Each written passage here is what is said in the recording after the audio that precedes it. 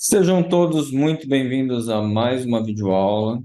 Hoje a gente vai falar um pouco sobre ambiente virtual no Python, tá? E qual que é a grande importância do ambiente virtual.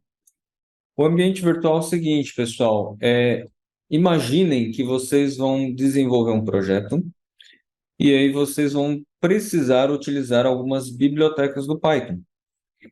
E aí a gente está no ano 2023, a gente desenvolve um projeto agora, no ano 2023, utilizando algumas bibliotecas, e ao longo do tempo, essas bibliotecas vão sofrer alterações, elas vão evoluir, vão ter novas funcionalidades, e muitas vezes alguns parâmetros, né, que são utilizados em algumas funções, né, ou em classes, que a gente costuma passar de um jeito, pode ser que no futuro ele mude, tá? Ele seja alterado, parâmetros que não eram obrigatórios pode passar a ser obrigatórios, ou um parâmetro opcional que tem um valor padrão X pode mudar para um outro valor.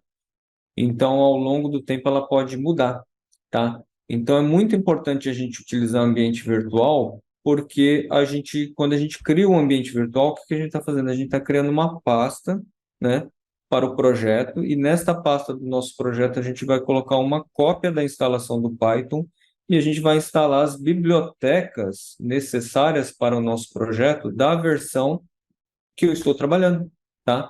Então, se daqui 5 anos eu precisar fazer alguma manutenção nesse projeto e por acaso precisar fazer uma melhoria, às vezes nem é bug, às vezes é uma melhoria que eu preciso fazer, alguma coisa, e aí eu vou trabalhar com as bibliotecas da mesma versão de 5 anos atrás, tá? Daquela época que eu desenvolvi, de forma que eu não vou ter problemas, tá? Então, lógico, se precisar utilizar uma biblioteca mais recente, né, uma biblioteca específica com uma versão mais recente, porque tem algum recurso novo que pode ser interessante para o nosso projeto, você pode fazer isso de uma forma mais controlada, com mais calma, tudo. Mas imagina que você mudou alguma regra de negócio na ferramenta que está rodando já há 5 anos, e você precisa fazer um ajuste ali emergencial, precisa daquilo rodando. E aí, se você não trabalha com ambiente virtual, o que que acontece? Às vezes sua máquina mudou, tudo, você gerou um executável, a ferramenta está rodando pelo executável, mas aí muitas vezes você pega aquele projeto, não tem ambiente virtual, aí você sai instalando as bibliotecas necessárias para o funcionamento da ferramenta. Só que como você vai estar instalando bibliotecas mais recentes, né, e você desenvolveu com bibliotecas de 5 anos atrás, pode ser que aquele código simplesmente não funcione. E aí, para você fazer ele funcionar, talvez tenha que fazer várias adaptações, tá? Então, vou mostrar um exemplo aqui na prática, tá?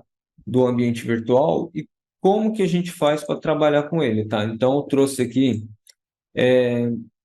um, um código já que simplesmente ele está fazendo a importação de um módulo, tá? Esse módulo eu desenvolvi. Esse módulo eu disponibilizo para quem faz o curso completo com a gente, tá? Então, quem faz o curso por videoconferência com a gente disponibiliza não só esse módulo, né, mas vários outros, tá? Esse específico é para trabalhar com automação web, tá? Então, eu vou navegar nessa página, que é um formulário lá da Microsoft Forms, tá? E para eu navegar, eu vou fazer simplesmente isso, tá? Eu vou fazer uma variável, eu vou chamar de web, importando da minha classe web scraping, que eu estou instanciando a variável web a partir da minha classe, que está importada ali em cima.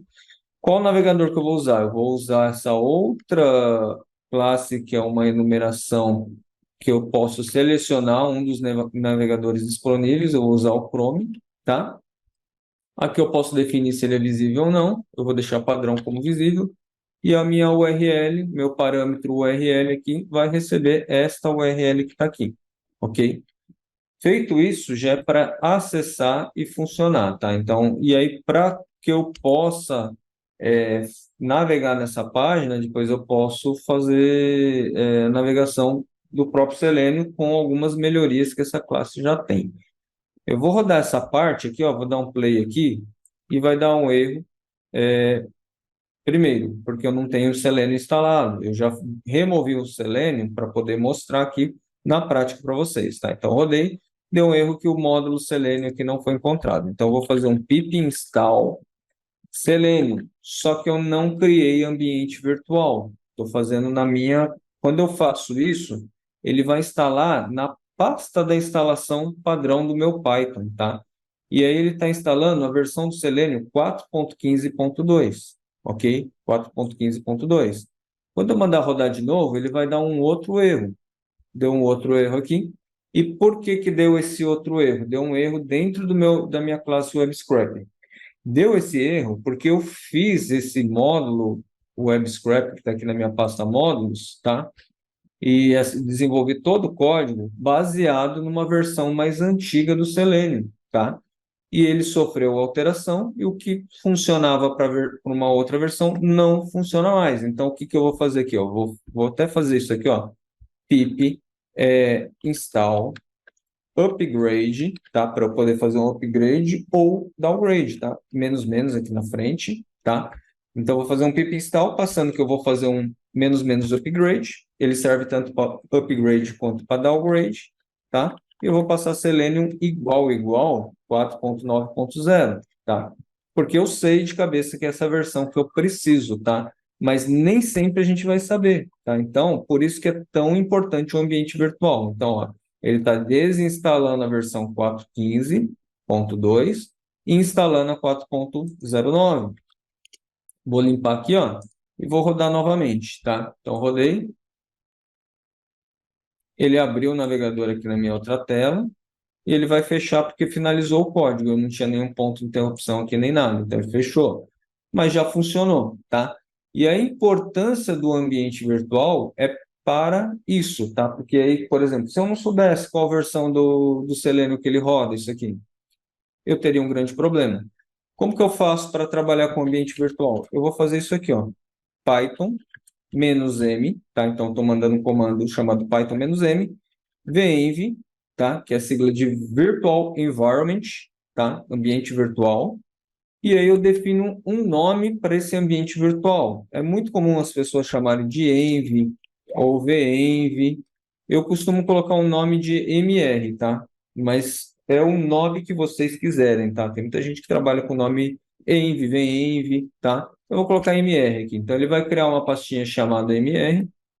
E aqui dentro dessa pasta mr, o que ele faz? Ele traz a instalação do meu Python para cá, tá? Ó, vou dar uma navegada aqui nas pastas, ó.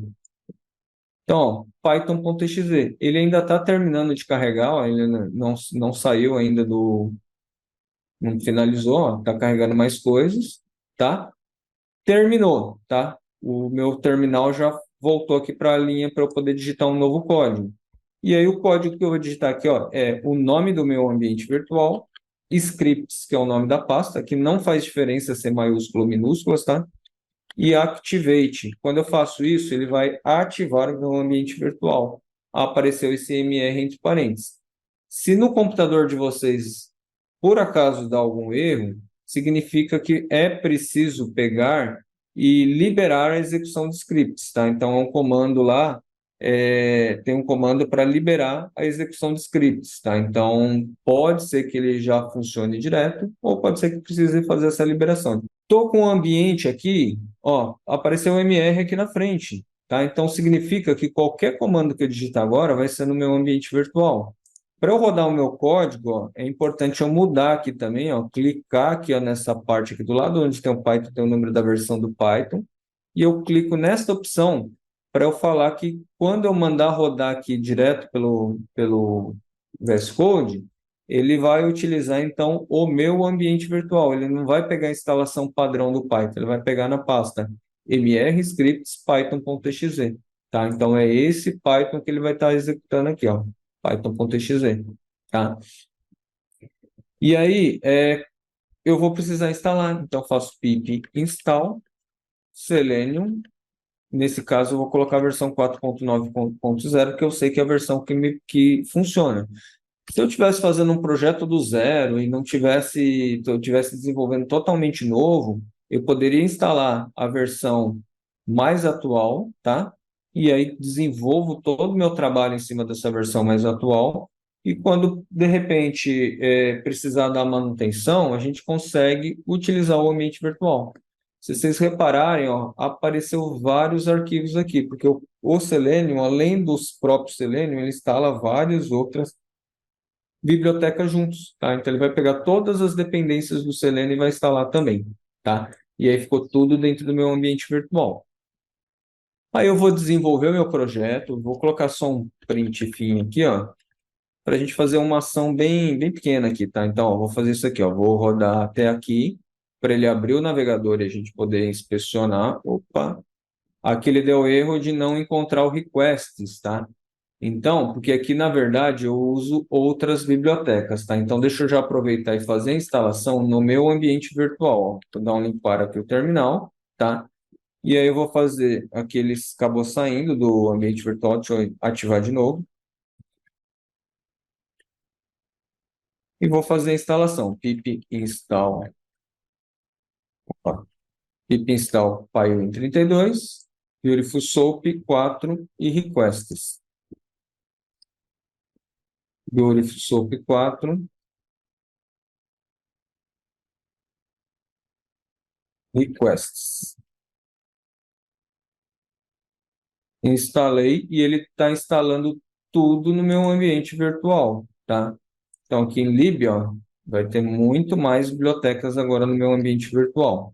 Ah, uma dica importante: procurem não trabalhar com ambiente virtual dentro de OneDrive, tá? Porque o OneDrive sincroniza e o que que acontece? São muitos arquivos, tá? Então, ó, esse ambiente virtual aqui que a gente nem tem muita coisa, ó, tem quase 4.000 arquivos, tá?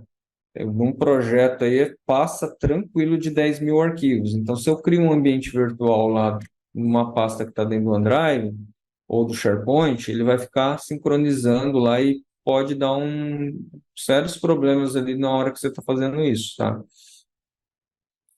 E o outro ponto importante, que o ambiente virtual, ele vai funcionar para essa pasta específica, tá? Então, ó, para essa pasta específica, se um outro usuário está trabalhando com dois desenvolvedores, três desenvolvedores, e se um outro usuário precisar utilizar o mesmo ambiente, se ele não tiver esse mesmo caminho certinho, igualzinho, não vai funcionar. Ele vai ter que recriar o ambiente virtual. E a gente já vai falar a questão da recriação, tá? Vou pegar e rodar agora. Instalei as bibliotecas necessárias, já está aqui para ele rodar pelo meu ambiente virtual. Ele parou aqui e vamos supor que eu queira preencher esses dois campos, tá? Então, eu vou clicar com o botão direito, ó, inspecionar. Ele veio aqui para o meu local, onde ele tem aquele campo, tá? Posso sumir de novo, deixa eu vir de novo, ó. Direito, inspecionar, é essa tag input, tá?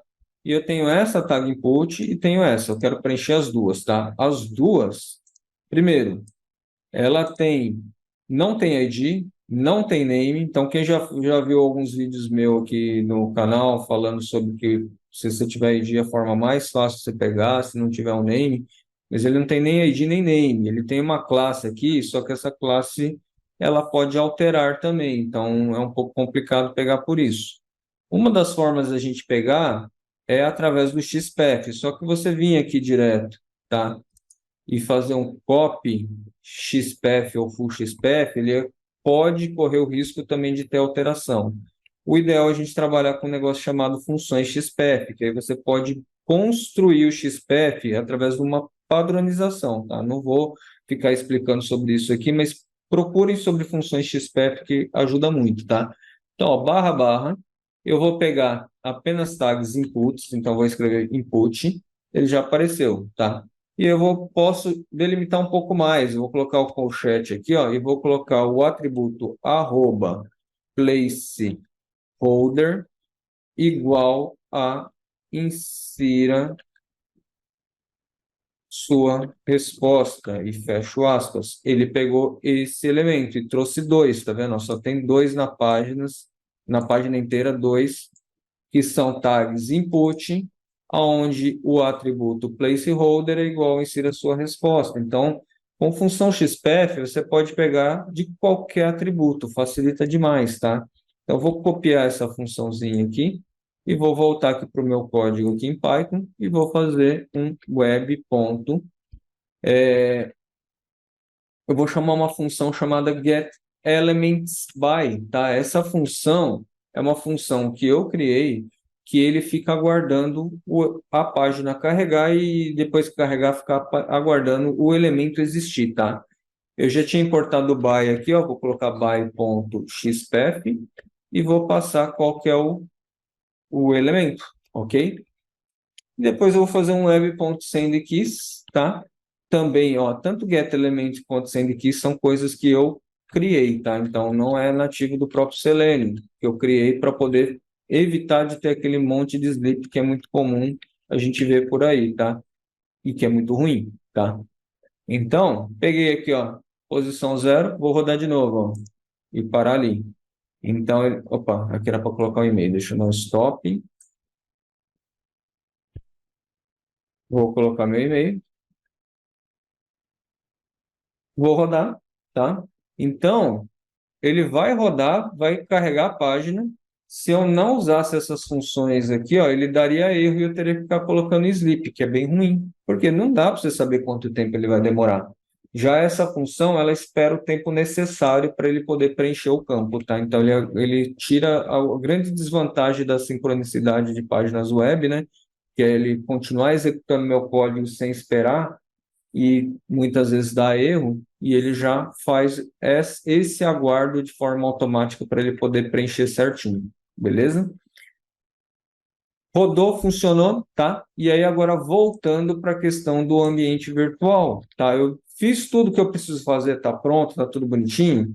Eu vou executar um comando chamado pip freeze, sinal de maior, requirements.txt.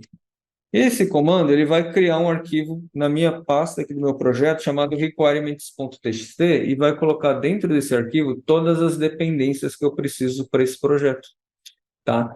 Então, quando eu instalei o Selenium, ele instalou várias coisas juntos. Quando eu instalei o BuildSoap também. Então, ele trouxe todas as bibliotecas que estão instaladas no meu ambiente virtual, tá? Com as respectivas versões, tá? Então, tem código de versão de cada biblioteca. Beleza. Se algum dia eu, por acaso, passou sei lá quantos anos, eu perdi esse ambiente virtual, formatei o computador, mudei de máquina, ou outro usuário precisar criar um ambiente virtual em outra pasta, ó, apaguei o ambiente virtual. Vou até fechar aqui o código, ó. Vamos abrir de novo o VS Code, para ele não estar ativado no ambiente virtual. Eu apaguei, não existe mais ambiente virtual. Aí o que que eu faço? Eu venho para cá, ó, e em vez de eu fazer eu vou fazer o Python -m venv mr novamente, tá? Inclusive posso usar um nome diferente, não tem problema. O mr barra scripts barra activate para ativar. Ele ainda não está escrevendo, mas eu já estou escrevendo para adiantar. E o pip install -r requirements.txt, tá? Então, ó, o primeiro comando criou novamente o ambiente virtual, o segundo comando ativou o ambiente virtual, e agora eu não vou fazer o pip install de cada biblioteca, eu vou fazer o pip install -r, tá? Porque eu estou fazendo com base no arquivo de requirements, e passo o arquivo. Quando eu faço isso, ele vai simplesmente sair instalando todas as bibliotecas com as versões que eu sei que vai funcionar. E evito muitos problemas, pessoal, muitos problemas, tá? Já peguei, assim, casos, assim, de pessoas que tinham desenvolvido e que não tinham trabalhado com ambiente virtual e só funcionava na máquina da pessoa. Ninguém mais conseguia fazer rodar porque não sabia qual versão de biblioteca que estava na máquina da pessoa, a pessoa estava de férias. Muito obrigado, espero que esse vídeo possa ter ajudado vocês. Compartilhem, curtem, para a gente poder atingir mais pessoas, beleza? Obrigadão, um grande abraço, até a próxima videoaula.